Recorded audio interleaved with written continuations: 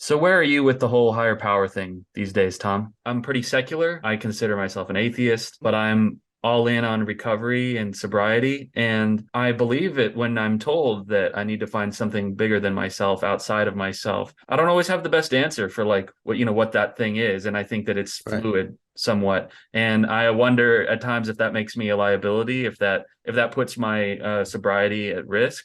But Mm. I just gotta keep plowing ahead and just be open to different possibilities, I guess. But Patrick, I've heard, and correct me if I'm misquoting you here, but I've heard you say is something to the effect that your higher power is about the fellowship, is about community, is about connecting to others. It's almost like I mean, if we're thinking of it and just I'm a fan of oversimplifying my thinking, and like it's like you think along horizontal lines rather than vertical lines. You know. Absolutely. I'm just kind of I'm smarting a little bit because somebody told me at a recovery retreat recently that was like not the most sustainable model for higher power. So I'm in a little bit of doubt right now. I'm like, well, is it maybe a bullshit higher power that I've chosen for myself? I don't know. We need to get our higher power to be able to show ID and give us their resume, I guess, Yeah, to exactly. see. But well, I mean, at the risk of being just sort of reflexively defensive for my friend Patrick, it's like somebody making a judgment in a meeting about or in a discussion about somebody else's higher powers, and I don't that doesn't fly for me. I mean, the idea is. First of all, especially when this is one of the things and this can apply to both higher power, but everything else we jump to conclusions so often. Somebody says, so if you say that, this is my, I don't know exactly what you said in there, but if I'm saying, I've got this horizontal connection, this fellowship thing, this is what it is, and somebody said, oh well, that's not good enough, or that's not going to be enough. You go like, well, first of all, you've got about three sentences out of my mouth probably that you're basing your assessment on. It's like, if you wanted to get into, if now I can see a response being, that's interesting to me because it's different than the way I think about that, and it kind of makes me nervous when I hear you say that. I'd like to have more conversation with you about it. You and me, a higher power greater than myself, is, I mean, that's where it begins as far as in my life, in my process. It's like it's like I grew up Presbyterian, so it's like all things in moderation. And what time do the Dallas Cowboys play? Because I grew up in Texas also, so it's like I have the advantage of not having come from a great deal of rigid religious thinking. I was surrounded by it growing up in Texas, but I didn't grow up with it. And so for me, coming into the program, for instance, the whole language of God was never really that much of a problem for me. I know it is for some people, and I've worked hard to try and find ways to help people through that. But it's really becomes, and I think part of this is maybe a little bit of my being an English major and focused on words so much. It's really about defining your terms. It's like higher power. To me, the idea of higher power or belief in God simply comes down to the fact that I mean, I can walk through a whole process of that, but ultimately it is, I'm not God. I even put a chapter in my very first book, Simple Truth, and it's actually the title chapter for the book. It's called Simple Truth, and it basically is talking about clients I'd had by that time who were really suffering because they had a God in their lives. They'd been given a God through their parents that was so harsh and so judgmental. That what and I wasn't trying to challenge anybody's religious beliefs with this. All I was saying was just with logic.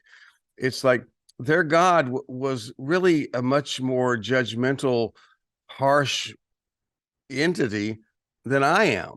And my logic was simply in the very short chapter in the book was, if I wouldn't treat people that badly, if I were God, then that can't be God, because of all the things I do or don't know, I know that whatever God may be, or if there's a God, it's got to be a lot better than me.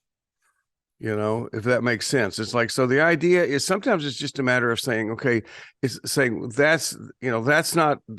And when I say that we're not doing that, we're not giving our power away to it, because that's what we do. We all of this stuff is codependency, right? We give our power away to belief systems. Why do you do that? Well, because I was told that.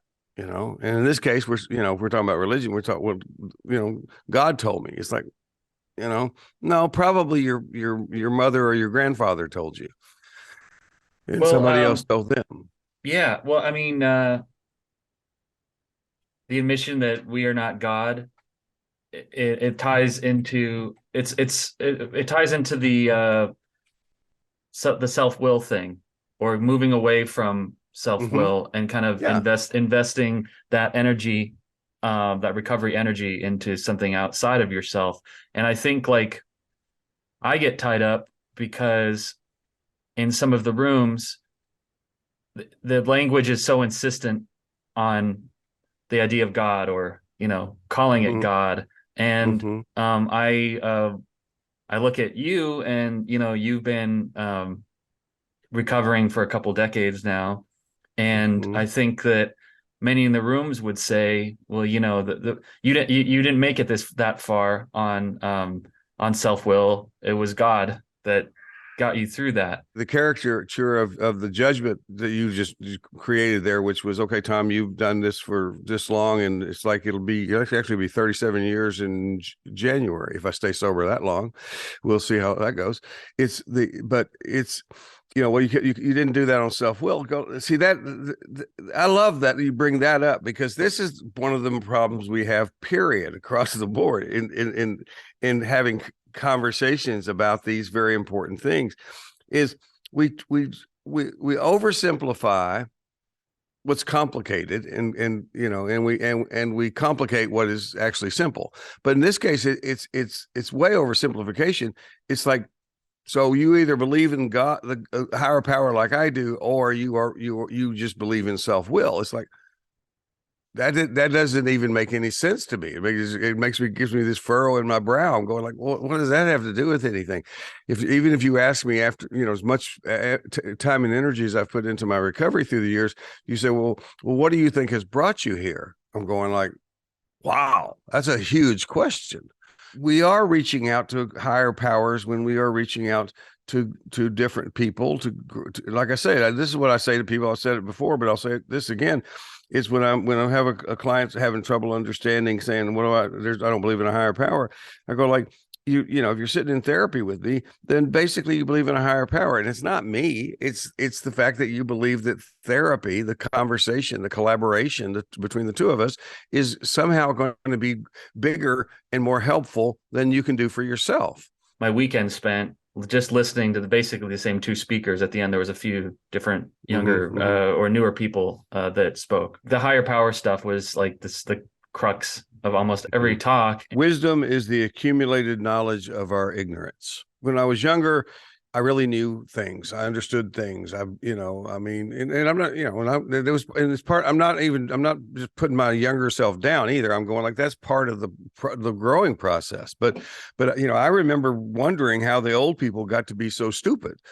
I mean, I really thought, oh my God, how these people think this, and then when I was involved in the stuff I was involved in with both my own personal life and also my therapy, in terms of a lot of the psychic and spiritual aspects in the new age moments of the 80s and early 90s, it's like I thought I understood how the universe worked in a lot of ways. I was doing past life therapy. I was helping people with regression work. I'd done a lot of regression work myself initially.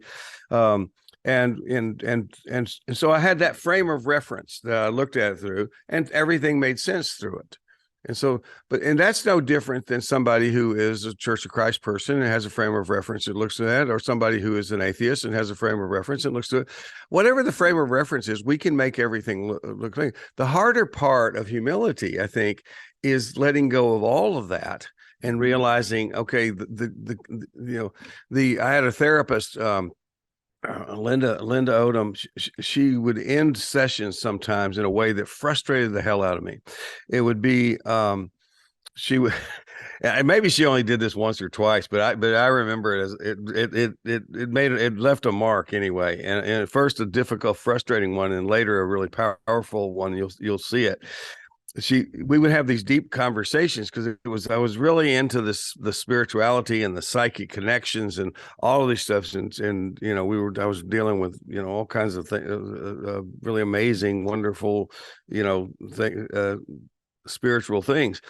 But she would end the conversation sometimes by saying, or not, none of us know for sure. And of course, one of the things that I know from spending, I don't know if I knew it enough to put it in the book, but from spending a year and a half working on the Embracing Fear book, I spent the time with the fear subject so much that I did come away understanding that as human beings, we fear uncertainty more than we fear anything else. And most of us, if you doubt that, just think about times in your life where you have or almost did opt for a negative certainty over uncertainty. I can't tell what's going to happen with this relationship. Is this hurting so bad? Let's just take it out back and shoot it. It's like, instead of giving it a chance because it maybe deserves a chance, we're scared to death of uncertainty. And so those of us who have even consider ourselves more explorers and have more expanded thinking than where we came from earlier thinking. It's like, I have, this is part of the humility thing I want to say. It's like, it doesn't mean you can't have confidence in your ability to think and